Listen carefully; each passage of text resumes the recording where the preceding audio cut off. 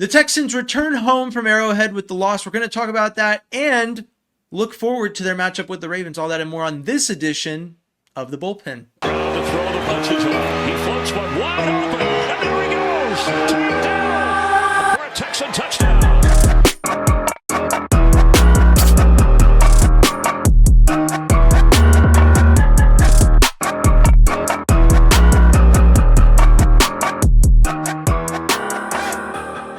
Hello and welcome to the Bullpen. As always, I'm James Roy, and with me is Tom Chavria. Tom, how are you doing today? I'm pretty good. It's been a long day of football that wasn't the Texans. Time of recording, we're late into Sunday evening, but there was a lot that I took away from this game that I felt good about. Obviously, we're going to talk about a lot that needs to be corrected and some stuff that happened that was unfortunate. But all in all, I felt like, this was a game that the Texans were in that I felt like they could win, and a play here, play there, and maybe we're having different conversations today.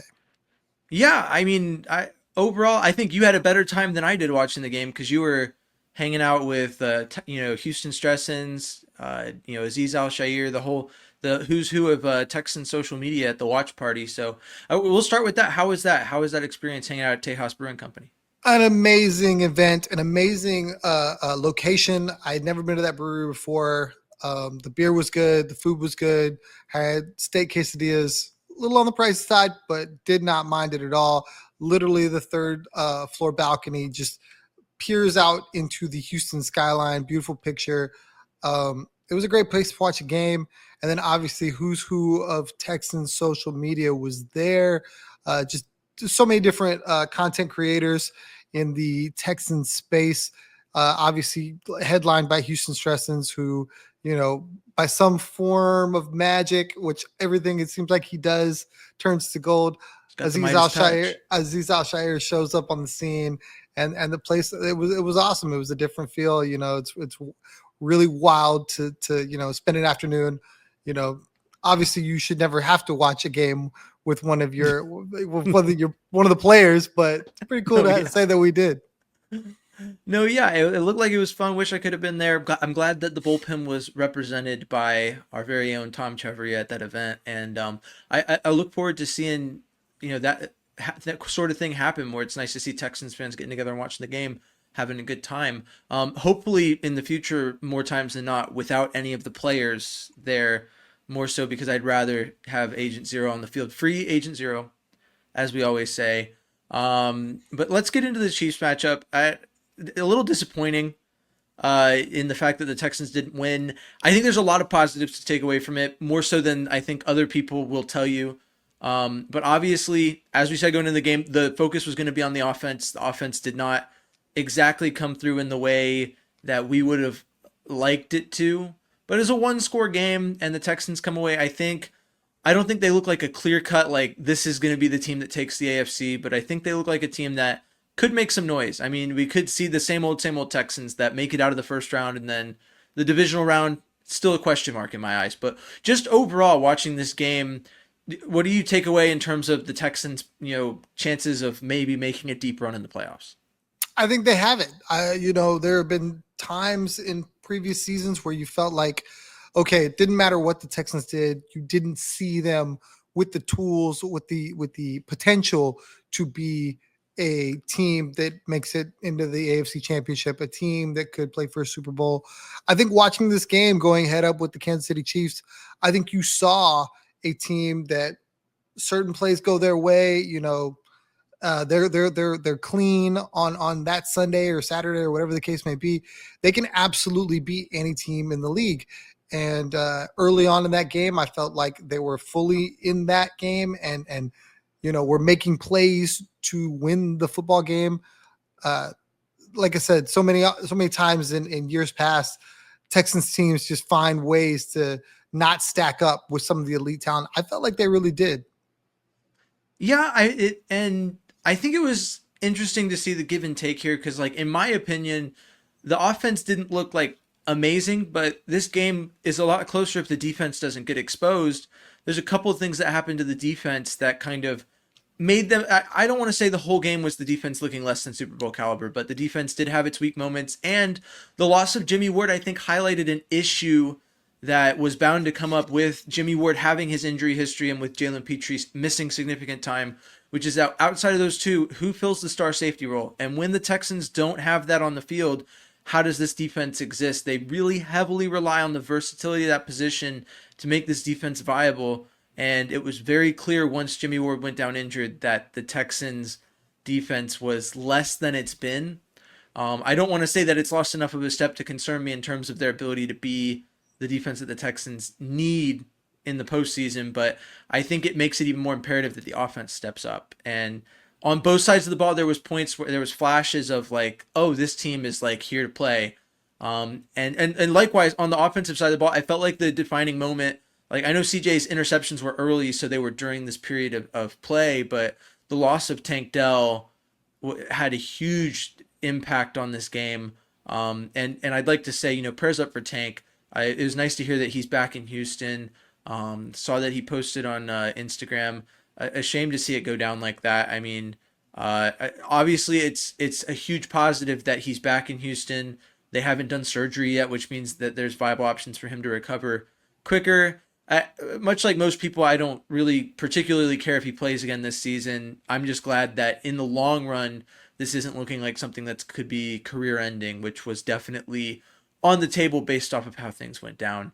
But this offense looked really good in this game. Prior to that, obviously 100 yards from Tank Dell and a touchdown. That it's honestly impressive he hung on to, with that being the play that he got injured on. There was a lot, like I said, a lot of positives to take away from this, as much as people don't think there is.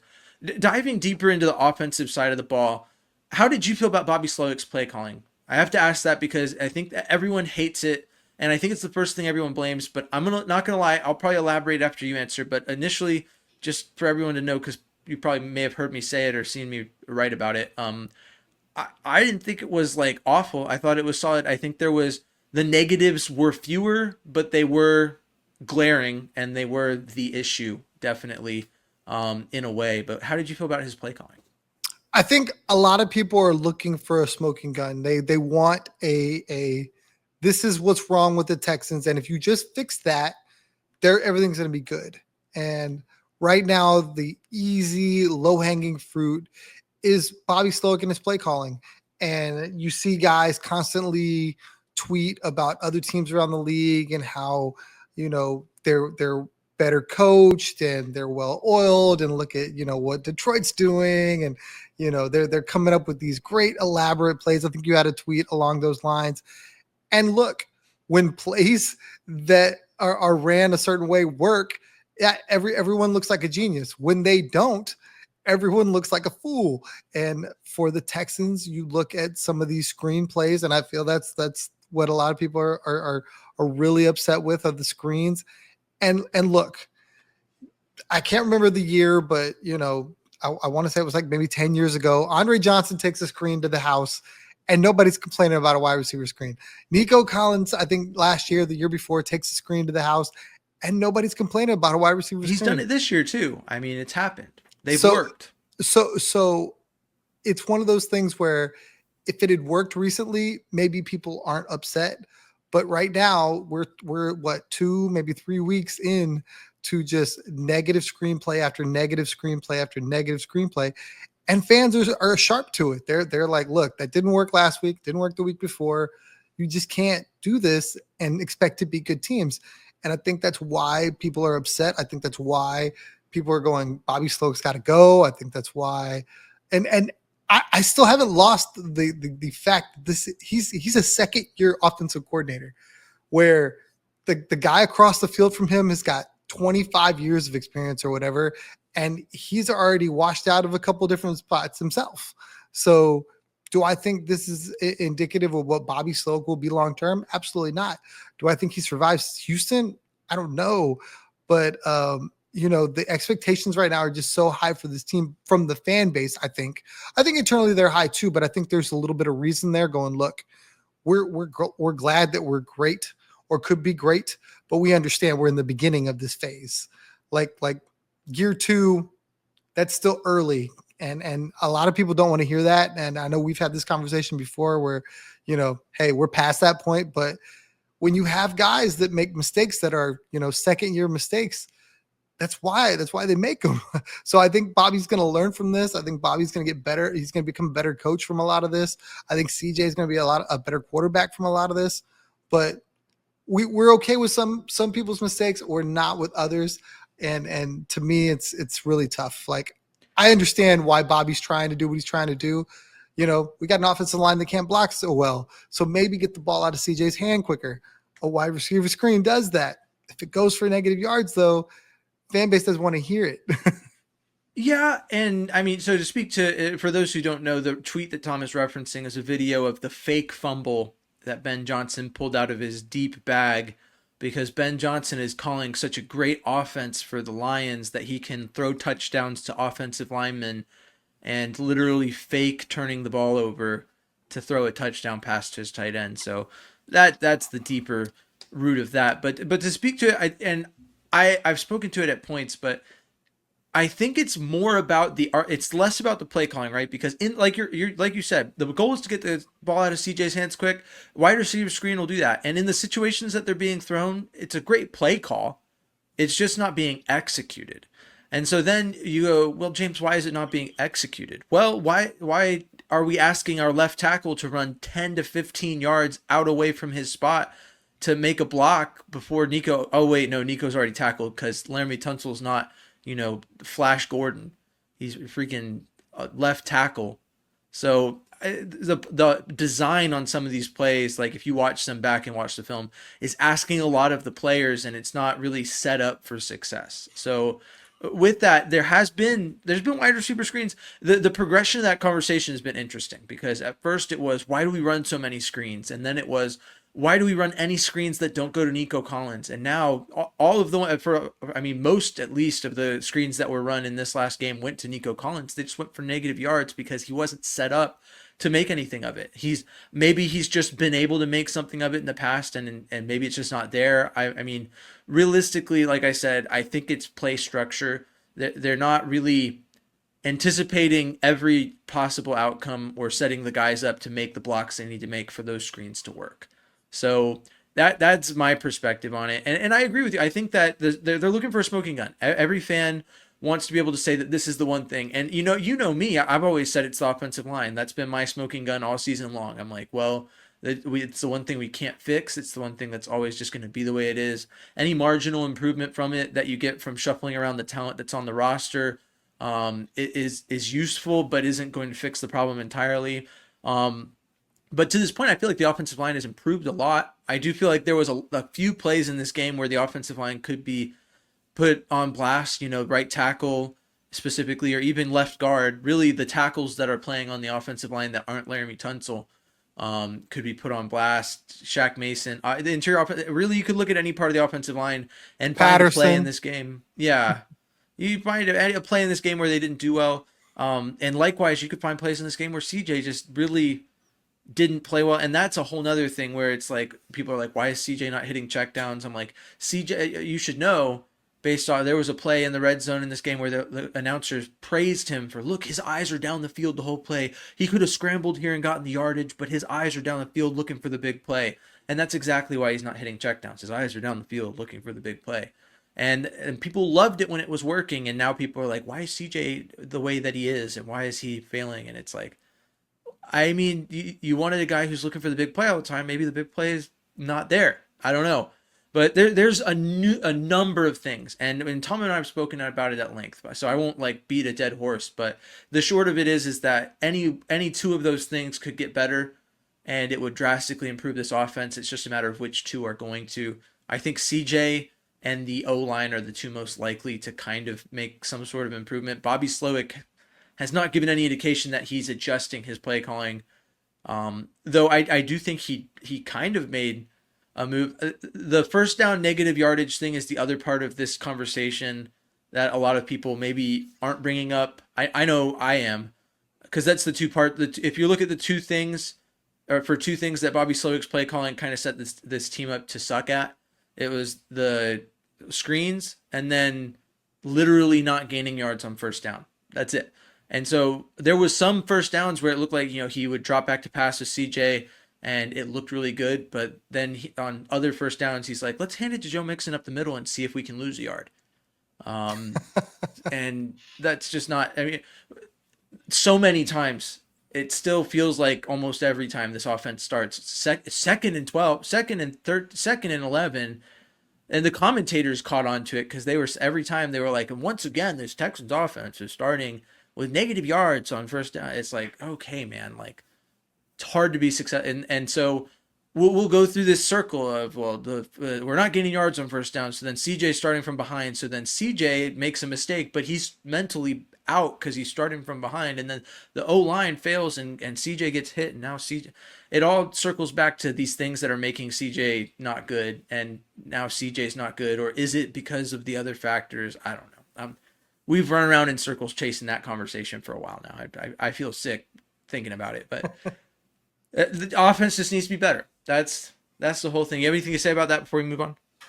I do feel like guys that don't like the fact that they run on first down because it's a vanilla thing to do. And then, well, okay, you step back and you throw and you incomplete a pass and it's 2nd and 10. Well, now you're not running on 2nd and 10 because you're already behind the sticks. So now you're throwing. Oh, well, now CJ sacked because the whole world knows you're throwing on 2nd down because it's 2nd and 10.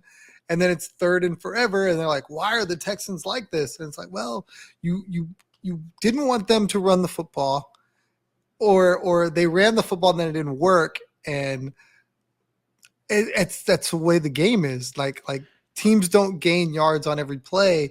And sometimes you got to have guys make a play. Now, if that doesn't happen for CJ every time he drops back, you have to have some patience with that.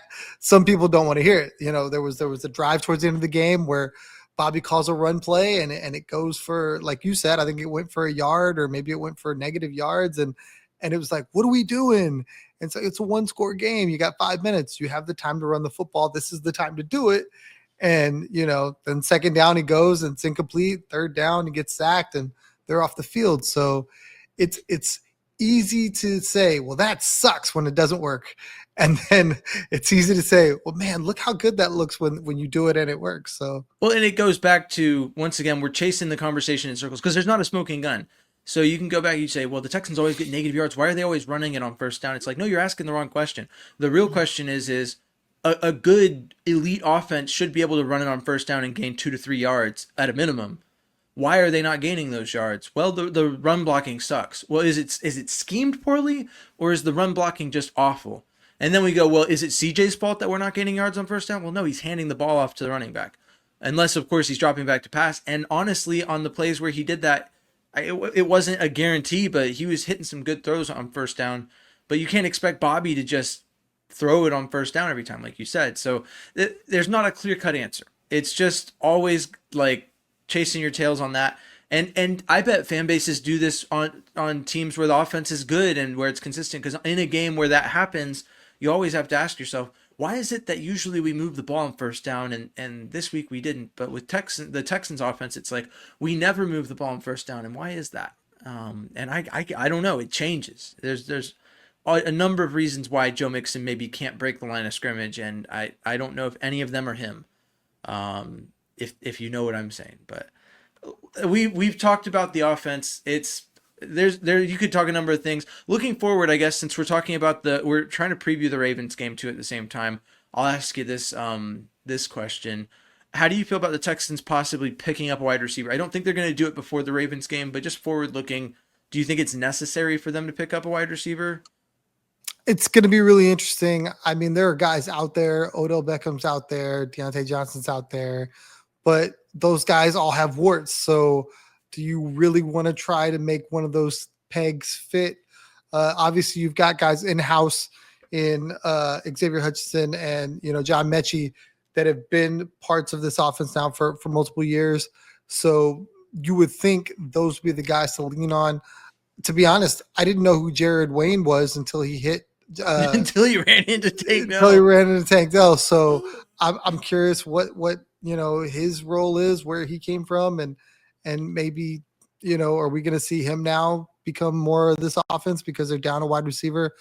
Um, I don't know that I need to go get a name just for the sake of getting a name. I think they have Nico Collins for that. Uh, it just depends on if they feel like John Mechie's injury is going to be long term, because I know they're definitely going to need to fill that hole some way for Tank. I don't think they're just going to go with 3 wide receivers and just hope that they have enough. I think they definitely got to go out and get somebody off the practice squad or somebody from the outside. It just depends on what level do you want to plug him in. Do you want him to be somebody that's an emergency guy? Do you want him to be somebody that you need to get the ball to right away? Is that pressure on CJ to try to build chemistry with somebody right away? Because they brought him in. If he doesn't feed him the rock, then, there's animosity there. I don't know. It'll be interesting. Like you said, I don't see them doing anything about it in this Ravens game. There's just not enough time, and anything that they do will be for a playoff run or something of that ilk. They'll try to figure it out in the Tennessee game.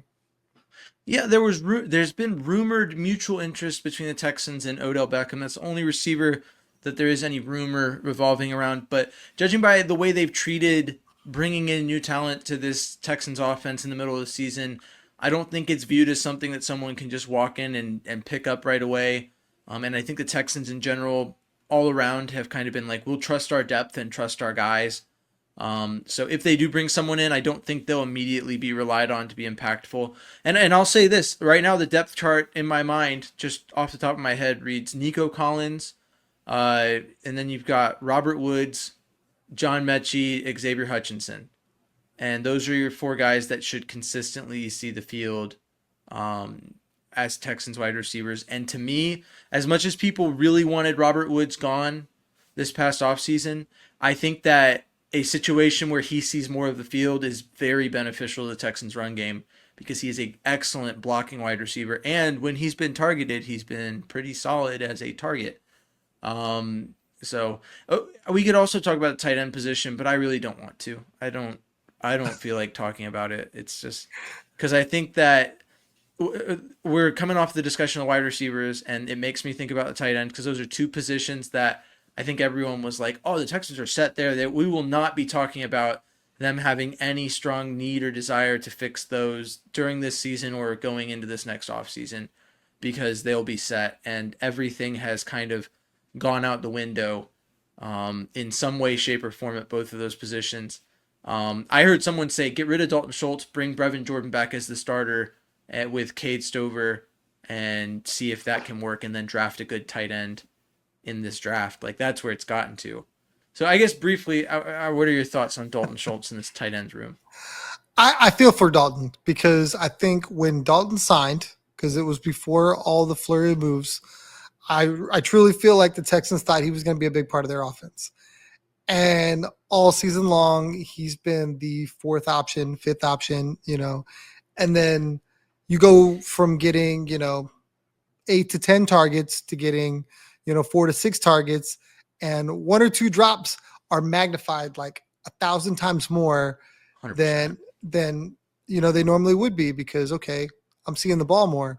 So case in point, Dalton catches a touchdown in this game, and it's like, okay, cool. Dalton All Schultz. anyone's talking about is his drop. Dalton drops a key 3rd down play that CJ puts the ball on his hands, and he's just trying to get upfield, before he's got the ball, and forget that touchdown.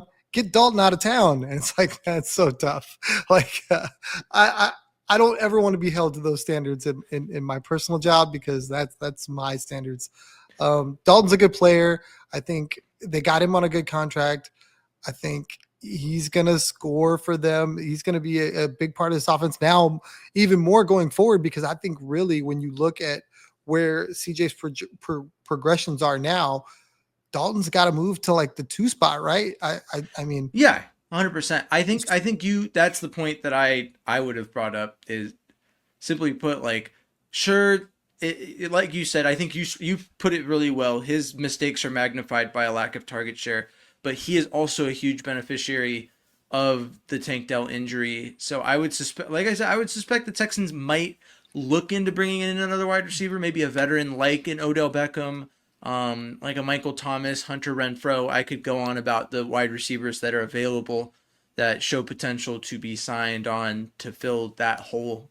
But I could also very well see them not addressing wide receiver through the rest of the season because they believe that Schultz should be able to step up and be that guy and take up more of the target share. And I think it'd be beneficial to CJ to have his tight end, you know, be more productive in the passing game. So that's what I'll say about that. Just two more things to talk about before we kind of more focus on next week's matchup. But we'll talk about this. CJ had a pretty visceral reaction to Tank Dell's injury. And that you said about expectations for Schultz, that kind of reminded me of that because I'll tell you, I think maybe 70% of the people that saw that said, "Oh man, his best friend like just got his like knee dislocated, broke, whatever." It was a really serious thing. It took him a really long time to get him off the field. I'd probably do that too if that happened. And I think there's other people that think that professional athletes have training in like dealing with that, and that CJ as a leader crying makes him like a weakling and like not a good leader, and that it's like an indictment on him as the Texans franchise quarterback, and that he should have like been stone cold and like used this as fuel to lead the Texans on a game-winning drive. And I think that instead of like fueling it, he maybe was more affected by it, both from a disparity in talent on the field. Obviously, Tank Dell leaving the field lowers the talent level in that wide receiver room, but also just mentally maybe just kind of checked out a little bit. How did you feel about CJ's reaction to Tank Dell's injury? What are your thoughts on it? I definitely did not see any of this coming when it happened. I really thought that people were going to like rally to CJ and be like, look, this is a guy showing incredible love for his brother, like he's talked about him, in a term where, blood couldn't make us any closer. So to see him, with his entire leg just in pieces and they have to, literally bring an ambulance onto the field or whatever to cart him off, I didn't have a problem with his reaction. The way some people took that, like he should, treat that dude like a number and go, okay, next guy up, and then just keep on moving is incredibly cold to me. And I just don't understand it. Like, and then to think, and I've seen this in comments everywhere else where he was checked out and it's like, a guy that's checked out isn't on the field. Like he just would have just not came back into the game. Like, you act like he was throwing the ball into the dirt, just causing silly penalties and this and that. Like CJ was still trying to win a football game. He was trying to win it for Tank Dell, in my opinion. Now, did he, like you said, did he have less to work with? Yes. What was the scenario, the situation now harder because they're down on the road in a hostile environment? Yes. And I just think people lost that, the ones that felt like he checked out, like, I don't know what game you were watching, but at no point in time did I look at that and go, oh, this is a guy that didn't want to be there. Like he's just done. Like, if I don't have Tank, I'm not going to play. Like, absolutely not. He's still trying to make plays all the way up until the end. Yeah, I think that a lot of people remove the human element from it. And that's like, I would compare it to if you have a surgeon who's performing surgery on you and like things start to go sideways, you're like, well, that's his job to do surgery. He's supposed to anticipate anything and he's supposed to perform. But like sometimes those surgeries, they go sideways and the surgeon can't recover. Maybe it's beyond his control. Maybe it's whatever. And so CJ, as a professional, yeah, sure. As a quarterback, he's paid a lot of money to play quarterback. And there are very few things that should phase him. But at the end of the day, I think it did. I mean, I'm not going to say that he like played the game like it didn't happen. Like it obviously affected him in some way. He had a very visceral reaction. It's not like he just like was like, oh, whatever, just my bestest friend ever in the history of the sport. I'm just going to put it aside and play football. Like that's not what happened. But I also think there's an element to it that a lot of people are overlooking, which is that a lot of this discussion probably is avoided if CJ Stroud is playing close to or at the level that he was last year. And I think that because CJ is viewed as being playing less than, and it's gotten that discussion's gotten to a point where a lot of people try and point at Bobby, they try and point at the O-line, but it started to bleed into, and it's a discussion worth having, right? CJ is not performing at the same level as last year. He's turning the ball over a lot more. It is certainly something worth noting, but I think some people are taking it as a reason to be mad that he didn't lock in after. They're like, oh well, CJ's not if CJ's not an elite quarterback anymore, so now that's like an indictment on him is that now he's really not an elite quarterback because he also can't lock in when bad things happen in games.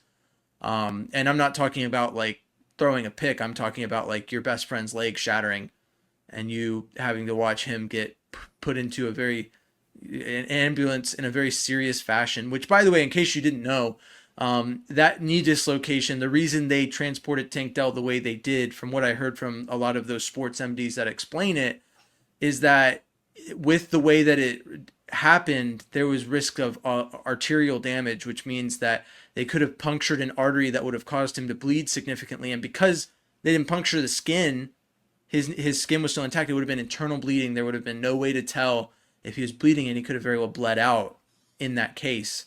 I don't know if the femoral artery was in the line of questioning because I'm not quite sure how that flows outside of the thigh. But so that was the concern, and if that was in any way related to CJ, then like it's not. A lot of people are like, well, it wasn't like it was life or death, and if that was related to CJ on the field, then yeah, it was life or death. Tank was being put in an ambulance, transported 12 miles to the KC hospital. I can't remember what it was called. And during that time, CJ's like, I wonder if my best friend's still alive. Getting transported to the hospital in that serious a fashion. So I think it's a little more serious than people are giving it credence to. I think that a lot of people are maybe treating this as a lapse in leadership because of the way they view CJ's performance so far this season. And I just think maybe people are making too much of it. I think that at the end of the day, if I was there and if my best friend went down like that, I'd probably have a little trouble locking in after. I do my best, obviously, because you want to win it for him. But like it is a traumatic event, and I'm not going to fault him for how that happened. Now, if it continues to affect him after this game, yeah, sure, whatever. I'll start to maybe bang the gong on that, but I'm not going to fault CJ for in the moment in the game that it happened having that reaction. So anyway, let's look at the defense before we talk about next week's game. Like I kind of said at I alluded to at the beginning of the podcast, this Texans defense is a Super Bowl caliber elite defense, top 5, however you want to describe it. And there was some shortcomings. I'd just like to get your overall view on how this Texans defense performed against the Chiefs. I didn't see it that way. I've heard that in many different spaces. The post game that I did with Rob Land. I didn't see it. This is a really good football team, and anybody that wants to discredit, Casey for scoring points and saying that the defense failed when these guys have scored points on every team every week, and have what a lot of people argue is the best quarterback in football. A lot of people argue is the best tight end in football. They've got probably the best offensive coordinator in football. Like the fact that they scored 27 points doesn't surprise me. Like, yes, would a team that was healthy probably hold that team down a little bit more? Maybe. Like we talked about Jimmy Ward. I think that was a big loss for them just for the simple fact that what D'Amico decided to do in that scenario was to move Kamari Lassiter in and have Kamari play that star role, which I think he played well. I think that's a good fit. I do wonder if Jeff Okudah can, fill in out on the outside. They targeted him a couple times and were able to take advantage of him out there. The Chiefs, I think, were fortunate with some penalties that helped them move the football and help them keep the football and things like that. Teams that aren't the Texans have been talking about all season. They put points on the board that they probably shouldn't have been able to put on the board. So, for me, I feel like the Texans defense played well enough for the Texans to win the football game. And anytime you can go on the road and give your offense a chance, albeit they still gave up, like we said, 27 points. I think there was a couple plays. If the strip fumble pick up and score is called that way, I think this game is totally different. And to anybody that says, "Oh well, that was clear," he was definitely throwing the football. Like, no, it wasn't. And the fact that they didn't review it bothered me. I mean, there Well, were obviously they reviewed it because they overturned it. It was called on the field as a fumble. And I agree with you. My issue with it is that usually you need like hard concrete evidence. It's like, certainty. For me, the way I look at it is this, like, I didn't necessarily hate that overturn. I hated the penalty they called on that play, which was then enacted because they overturned it. But overall, you could argue that Pat Mahomes, like the uncertainty to me is Pat Mahomes may have been tucking the football, and I'm not sure if the tuck rule is still a thing or how that works. But his arm was moving forward before it was touched. It's just a matter of like it was moving forward, but it looked like he was going to tuck the football, which then is not a throwing motion. But if we're just looking at the arm moving forward, that was 100% happening, and if that's how they determined it, then yeah, it was an incomplete pass. But I agree with you. I have questions about the specifics around how they came to that determination and if there was irrefutable evidence that that was the case. But yeah, that's my take on it. I just want to get that I in heard there. that I heard that totally different because supposedly they didn't review it because they called the flag and the flag trumped all that. So they didn't look at it. It didn't count because they immediately enforced the flag. If Well, no, they no, were no. The ref on the field literally, this is what the ref said, right? In the onset of that, the ref said the ruling on the field is a fumble recovered by the defense and returned for a touchdown. The previous play is under further review. And then when they reviewed it, they came back out and they said the after further review, the ruling on the field is that the quarterback threw the pass forward. In the process of that, there's a penalty on the defense on sportsmanlike conduct, roughing the passer, 15-yard penalty, automatic first down. So that was how that was called on the field. I was, and that's why if I had thought that it happened the way that you did, yeah, I would have felt the same way. But they definitely reviewed it. I just my question was if like they don't really talk to us about what their evidence was or if it was irrefutable or whatever. But I thought it was questionable enough that maybe the call on the field would stand, but I wasn't super mad about that play in general as much as other Texan fans were personally. well, I mean, there was a lot of plays in the first half that I think totally impacted huge chunks. Uh, I think the offensive pass interference on Tank Dell cost them 3 points and potentially, you It was know, 100% not an offensive pass. That one was more frustrating than the fumble.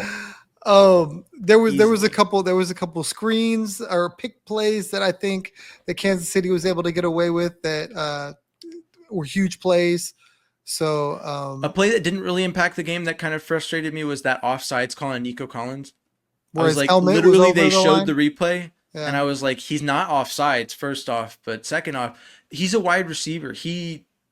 Unless he didn't check in with the ref, like, he literally should be on sides, and I don't know how. Anyway, But I don't all of know, these man. things I think were impactful to the Texans being able to A, score, or B, stop them. And to me, I think if that's called a little bit more evenly, I think we're talking about a lower scoring game. We're not talking about giving up 27 points. So, but I mean, you can't change that. It's just those are the things that frustrate you, knowing they probably played a pretty decent game if you don't get those calls that really gave Kansas City life. Yeah, and at the end of the day, like, looking back at it, I felt like as bad as the refereeing was, and as much as it felt like it was kind of against the Texans, um, and as much momentum as it felt like it took away from the Texans, at the end of the day, a lot of what I felt like caused the Texans to lose this game was self inflicted. I put more weight on the turnovers, which I before the game I said my key to victory was literally just don't turn the ball over. The Texans gave up 10 points off turnovers and lost 28-19. So or 27-19. So do the math on that. They lost quite literally because of the turnovers. That now obviously you can go back, you can't like say, well, if they didn't turn the ball over, the Chiefs, or if they then the Chiefs wouldn't have scored those points. Maybe the Chiefs come by those points a different way. But just looking at it as black and white, those 10 points, if you take them off the board because the turnovers didn't happen, then yeah. But so I put more weight on that, and I don't think that was something that was inflicted by bad officiating per se. And so, but I think the Texans definitely showed up in a way where better officiating maybe makes it a more even game and gives the Texans a better chance at winning. I agree with you. But oh well. But defensively, I guess just to close out that discussion, I felt like the Texans defense was playing at or around the level that they normally play. I think that the loss of Jimmy Ward and just the onslaught of injuries didn't help. I think that Henry To'oTo'o didn't quite perform to the level that he's been performing. I think this is the first game where we kind of noted, missing the presence of an injured linebacker for the Texans, whereas in most of the other games this season, that linebacking core's kind of been able to persist without, not without missing those guys per se, but it's been less noticeable. And so that for me, combined with the Jimmy Ward injury, kind of really tanked the defense's chances. I think the defense could have held the Chiefs under 20, or at least at 20, which would have been almost more frustrating to have Kaimi Fairbairn miss that extra point and then the game end 20-19. But either way, I felt like defensively the Texans were maybe less than they have been, but I don't want to overemphasize it. Like the issue in my opinion is still the offense for this game. The defense did their best as far as I'm concerned, but I do think it definitely brings some optimism for the future going into this Ravens game and going into the playoffs, knowing that this team wasn't playing their best ball and kept it a 1 score game.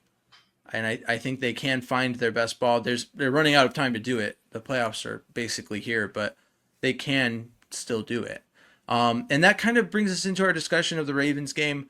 There's such a short time period between Saturday and Christmas that Tom and I are just kind of let's roll into discussing this Ravens game. Maybe it might be a shorter discussion. I promise we won't talk about the halftime show with Beyonce or the fact that the Pentatonics are performing the national anthem. That was my way of mentioning it, just so in case you didn't know already that's happening. But might as well tell the people that you can find the game on Netflix because and you can find the game on Netflix. We're not sponsored, but we would like to be Netflix. If you want to reach out, we'll accept your moolah to talk about you. But anyway, the Ravens come to Houston, and I think going into this season when I was making my score prediction, my record prediction, I would say the Chiefs game probably a loss going up to Arrowhead, and I'd say, the Ravens are coming to Houston. I think that's a winnable game, and I still think that. I think that right now, especially coming off of that Chiefs game, a 1-score game. The Chiefs also gave up 27 points to the the Ravens also gave up 27 points to the Chiefs. They hit the extra point on one of their touchdowns instead of missing it, so that score was slightly different. But it was basically a very similar game. And so with that, I think the Texans have a good chance against the Ravens. What are your general thoughts on this matchup?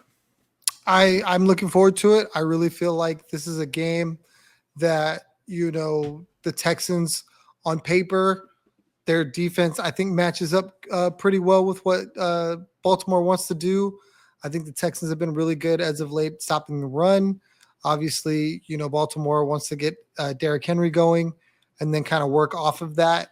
So, if they can bottle up Derrick Henry or at least, slow him down a little bit and keep Lamar in the pocket. The Texans had great success against Josh Allen, keeping him in the pocket, making him a pocket passer. I think if they can lean on some of that and really contain Lamar so he's not running wild, extending plays or picking up chunk yards with his legs, then, on paper, I feel like the Texans have everything they need to win this game. Yeah, I think they have like a history of 1.5 total games of keeping Lamar pretty well contained. The season opener last year, they got beat by the Ravens, but they managed to pretty handily hold Lamar in the run and pass game pretty inept, I want to say.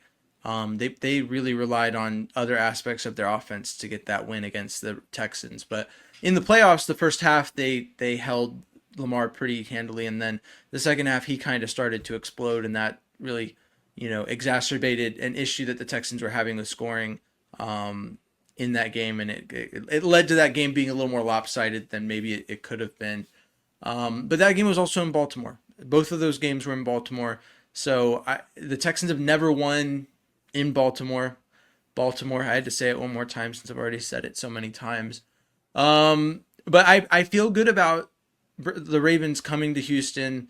I think the Texans play far better at home, and I think that, like you said, I think they can contain Lamar. The wrinkle that's been added that maybe it concerns me, but also kind of doesn't because of the way the Texans have played run defense the past 2 years is that Derrick Henry is now a part of that offense, and it kind of might make it a little harder to contain Lamar.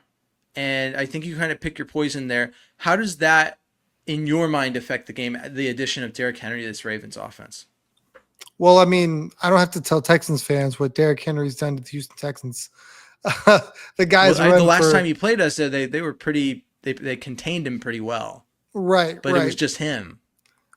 Exactly. And for me, I think, that's got to be priority number one is slowing him down and not letting them just be able to constantly feed him the rock and watch him chew up yards. So for the Texans, if they can contain Derrick Henry, I think, that makes the job of, okay, now we can isolate Lamar and really kind of figure out where he wants to go with the football. He's been really good with some of these weapons. Mark Andrews is back in the fold. Isaiah Likely is doing, what he does. When Mark Andrews wasn't there, I think he was the focal point. Zay Flowers and Rashad Bateman, those are the guys that are going to beat you. And none of them are like huge, it's not Nico Collins on the other side of the ball. I don't think, those guys are going to be able to win one-on-one matchups. It's going to be scheme, and it's just going to be on the Texans to not lose sight of some of these guys and let them get away from you. And, I obviously like what the Texans do on defense. I do believe they can get to the quarterback. I do believe, if Lamar throws the ball up there, Kalen Bullock, Stingley Jr., those guys can go out there and bring it the other way. And I think the Texans are going to need a turnover or two to really win this game. Yeah, I agree with you. I think that the defense matches up well with the offense. It is slightly concerning, especially after seeing what Anthony Richardson was able to do. I know that Anthony Richardson is not Lamar Jackson, but when the Texans have not been able to contain him, it's made those games more difficult, specifically the start of the season. So I'm interested to see how this defense stacks up against this Ravens offense. And if there's a rematch in the playoffs, I'll feel a little better about it with Azeez Al-Shaair back. With maybe I don't think Foley Fatukasi is going to play. Just the trend of him continuing to not practice. And I'm interested to see who all plays anyways from this Texans defense. It could be a more injured unit going into this game, so we'll see how they do containing. As far as the Texans offense goes, how do you feel about them matching up with this Ravens defense? Is there any points of concern for you? Historically, the Ravens have a really good defense. I can't lie to you. I'm not fully sure where they rank this year in terms of their defensive play, but I imagine still being under John Harbaugh that they play pretty decent defense. Yeah, they're always going to show up. I think they're not going to beat themselves. I really feel like the Texans can exploit that defense, but it's going to be on them to do it. I think CJ's got to get rid of the ball early. I think we've got to see more Joe Mixon. I really want to see Joe Mixon be used in the pass game. I think we just haven't done that enough. I think you can get the Saquon Barkley effect if you throw the ball to him 5 or 6 times. And I think that helps open up the run game because you have to respect that. And I just, it's something I've been looking for all season long, where they've teased us, they've thrown him the ball 2 or 3 times here or there, but they really haven't leaned into it. Go, look, until you stop it, I'm going to keep feeding him. And when we get that, I'll be able to say, hey, this works, or all right, maybe I was wrong. Let's do something else. But with minus Tank Dell, they're going to have to figure out something different. And Joe Mixon being one of those playmakers, you got to find a way to get him out in space and be able to use his ability to be shifty to make guys miss.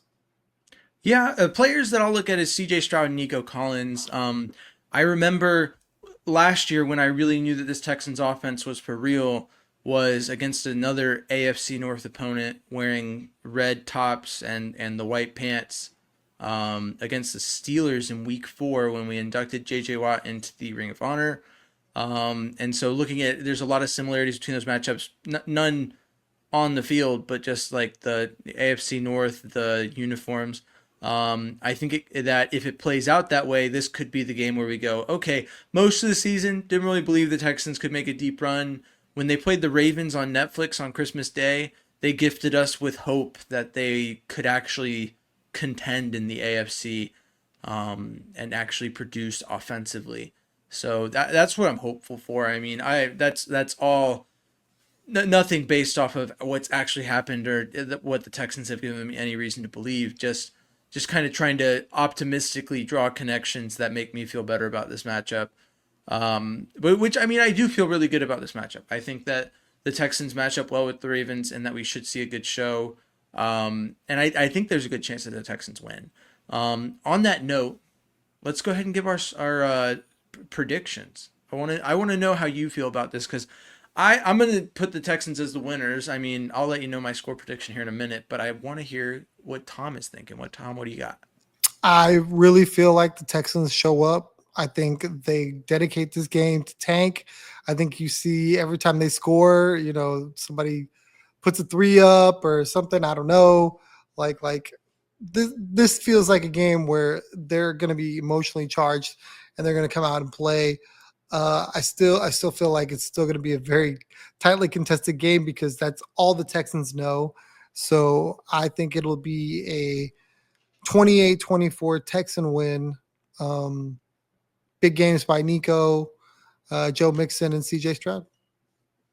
Yeah, that's about right. I mean, that's how I feel about it too. I mean, I'll give the score prediction. I'm going to go 31-28. I think it's a high scoring affair. And I'll give it to the Texans. If I'm going storybook ending, whenever I give a 3-point difference, it's really hard not to go with like a field goal. I like to kind of try and flesh out the before portion. I'll put the Texans down 28-21 with 5 minutes left in the fourth quarter. CJ Stroud gets the ball, and they drive down the field pretty methodically, but it kind of results. It doesn't give you any reason to think they're going to win. They drive down into field goal range, and D'Amico at a fourth and 2 from the Ravens 25, and D'Amico opts for the field goal, and everyone in the stadium is like, "Man, what are we doing? What are we doing?" It's 28-24 now. We're not any close. It still requires a touchdown to win now, and everyone's kind of like, "Why did we do that?" And they kick the ball to the Ravens, and everything is indicating that this is going to suck. Like the Ravens get the ball first play, like 20-yard completion. Like they're basically going to put us in a position where a touchdown ties the game. Like they're going to go down and they're going to kick that field goal.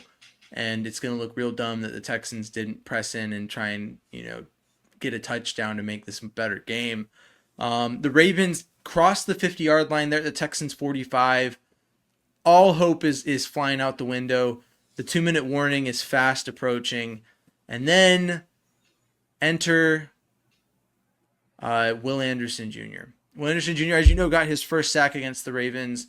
And why wouldn't he do it again? He comes rushing the blind side, and Lamar never sees him coming. Lamar Jackson drops back to pass and just gets molly-walloped and drops the ball. Daniil Hunter falls on it. The Texans get the ball at the 50 as the 2-minute warning hits. And then they methodically move down the field, a mix of runs and passes that you'd think would make Bobby Slowick look like he's a competent offensive coordinator in the eyes of the entire fan base instead of just, those who watched last season, or I guess I don't know who's left that thinks that Bobby Slowick's a competent offensive coordinator. But it moves the ball. It comes down to it. 5 seconds left in the game. The Texans are at the 2-yard line, trying to punch it in, trying to close it out. It's 3rd and goal, and they hand it to Joe Mixon, and Joe Mixon jumps over the pile, just soars, absolutely flies, and lands on the other side. Does like a front flip in the air and lands on his feet. Just like super acrobatic stuff. Like I had to find a way to make it super unrealistic, as if it wasn't already. sticks the landing, and then Miami comes in and puts up the extra point. The Ravens get a chance at the kickoff return. They make a valiant effort. It's like they return it to the 40 because we force them to return it, and then game over. So I was like, how do I make this a wild storybook ending when I've said that it's a 3-point game, and that is the way that I did it. Thoughts? I've always said that you should write for movies or something like that. I can't say that right now because the storybook ending you just put up is the first one all season long that I think both fan bases would be so angry with the way this game turned out for all the reasons. And it was like, they tried to give it away. No, they tried to give it away. No, they gave it away. And it's just like, that would be the storyline. That's what we would be talking about in the podcast. That's what the Baltimore guys would be talking in the podcast.